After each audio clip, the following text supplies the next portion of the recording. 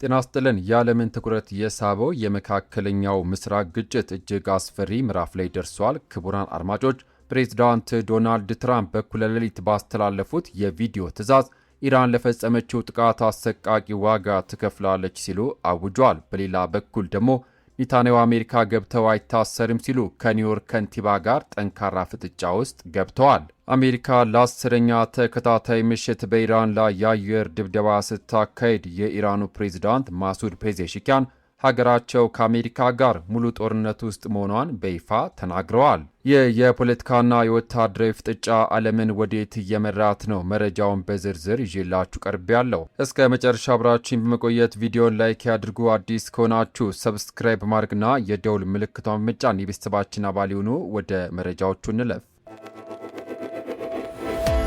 በቅድሚያም የትራምፕ የቁጣ ማስጠንቀቂያና የፔንታጎን ትዕዛዝ። ክቡራን አድማጮች፣ ወደ መጀመሪያው ሰበር መረጃችን ስናልፍ ፕሬዚዳንት ዶናልድ ትራምፕ በኢራን ላይ ያላቸውን አቋም ፍጹም ወደ ከፋ የቁጣ ደረጃ አሸጋግረውታል። ትራምፕ ሰኞ ዕለት ባወጡት መግለጫ ኢራን በመካከለኛው ምስራቅ በሚካሄደው ግጭት ምክንያት ሕይወታቸው ለሚያልፉ የአሜሪካ ወታደሮች ብዙ ጊዜ እንድትከፍል ይደረጋል ብለዋል። በትሩዝ ሶሻል መድረካቸው ላይ ኢራን የአሜሪካን ወታደር ሕይወት ባጠፋች ቁጥር ለዛ ሕይወት መጥፋት ብዙ ጊዜ ትከፍላለች ሲሉ ጽፈዋል። የሚገርመው ነገር ትራምፕ ይህን መመሪያ ለአየር ብቻ አልተናገሩትም። ለመከላከያ ሚኒስትሩ ፔት ሄግስት፣ ለጋራ የጦር አዛዦች ሊቀመንበር ዳንኤል ኬንና በወታደራዊ ኃይል ውስጥ ላለ እያንዳንዱ መሪ በይፋ አስተላልፈውታል።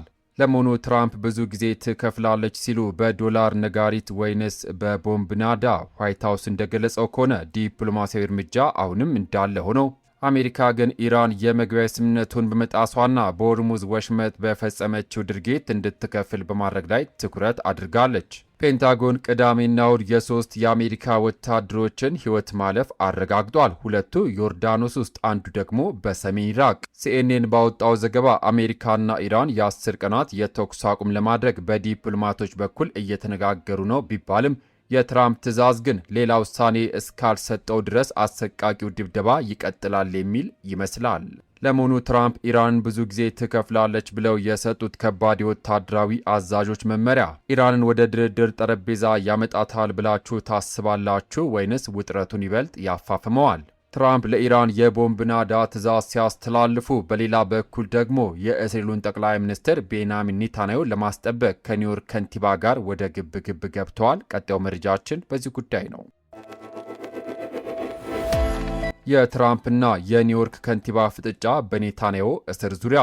ወደሚቀጥለው መረጃ አልፋለሁ። የፖለቲካው ድራማ እዚህ ላይ ይበልጥ ይሞቃል። ፕሬዚዳንት ትራምፕ በተለየ ጽሑፋቸው የእስራኤሉ ጠቅላይ ሚኒስትር ቤንጃሚን ኔታንያሁ በዩናይትድ ስቴትስ ኦፍ አሜሪካ እያሉ በምንም መልኩ ቅርጽ ወይም ሁኔታ አይያዙም ወይም አይታሰሩም ሲሉ በይፋ አውጀዋል። ትራምፕ አክለውም እሱ በቅርቡ 52,000 ንጹሐን ሰልፈኞችን ሕይወት ካጠፋችውና ባለፉት 47 ዓመታት የአሜሪካ ወታደሮችን ሕይወት ስታጠፋ ከኖረችው የኢራን እስላማዊ ሪፐብሊክ ጋር እየተዋጋ ነው። መታሰር ያለባቸው ኢራን ወደዚህ ታይቶ የማይታወቅ የሞት እሽክርክሪት ውስጥ የመሩት ሰዎች ናቸው ብለዋል። በሌላ በኩል ደግሞ የኒውዮርክ ከተማ ከንቲባ ዞህራን ማምዳኒ ለኒውዮርክ ታይምስ በሰጡት መግለጫ የከተማው ሕግ ክፍል የኔታንያሁን እስር አሁንም በንቃት እየተወያየበት መሆኑን ተናግረዋል። ከንቲባው ኔታንያሁ በዓለም አቀፍ የወንጀል ፍርድ ቤት ICC የተከሰሱ የጦር ወንጀለኛ ናቸው፣ ቦታቸው ሄግ የሚገኘው ፍርድ ቤት ነው ብለዋል።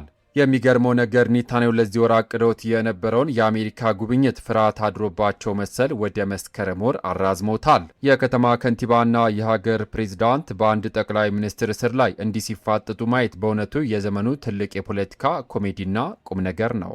ኔታንያሁ በመስከረም ወር በተመድ ስብሰባ ላይ ኒውዮርክ ሲገቡ የትራምፕ የከበደ ከለላ ያሸንፋል ወይንስ የከንቲባ ዞህራን ማምዳኒ የፖሊስ የእስር ትዕዛዝ? የእምቢተኝነት ፍልሚያው ማን የሚያሸንፍ ይመስላችኋል? ሀሳብ አስተያየታችሁን በኮሜንት መስጫው ላይ አስፍሩልን። በዋሽንግተንና ኒውዮርክ መካከል ያለው የቃላት ጦርነት እንዲህ ሲፈላ፣ በመካከለኛው ምስራቅ ግን የቃላት ሳይሆን የእውነት ሙሉ ጦርነት በይፋ ታውጇል። ወደ መጨረሻው ሰበር መረጃ አልፋለሁ። የኢራን ሙሉ ጦርነት አዋጅና የ10ኛው ምሽት የአየር ድብደባ።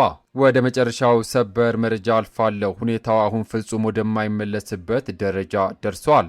የአሜሪካ ጦር የኢራን በሆርሙዝ ወሽመጥ የሚተላለፉ መርከቦችን የማጥቃት አቅም ይበልጥ ለማዳከም ያለመውን ጥቃት ለ10ኛ ተከታታይ ቀን ፈጽሟል። የኢራን ፕሬዝዳንት ማሱድ ፔዜሽኪያን በበኩላቸው በሰጡት ይፋዊ መግለጫ እውነታው ዛሬ የኢራን እስላማዊ ሪፐብሊክ ሙሉ የሆነ ጦርነት ውስጥ መሆኗ ነው። እውነታውን መገንዘብና የዚህን ተጋድሎ ተፈጥሯዊ መዘዞች መቀበል ይኖርብናል ሲሉ አገራቸው ከአሜሪካ ጋር በይፋ ሙሉ ጦርነት ውስጥ መግባቷን አውጀዋል። የአሜሪካ ማዕከላዊ እዝ ሴንትኮም በኤክስ ገጹ ላይ ባወጣው መግለጫ በትናንቱ የ10ኛ ምሽት ጥቃት የኢራን ወታደራዊ የእዝ ማዕከላት፣ የባህር ኃይል አቅሞች፣ የሚሳኤልና የድሮን ማስወንጨፊያዎች እንዲሁም የአየር መከላከያ ስርዓቶች መመታታቸውን ገልጿል። በሌላ በኩል ታስኒም የዜና ወኪል እንደዘገበው ታብሪዝ፣ ቻባር፣ ኮናራክ፣ ባንደር ማሻርና ባንደር ኢማም ሐሚኒ በከባድ ቦምብ ተመትተዋል።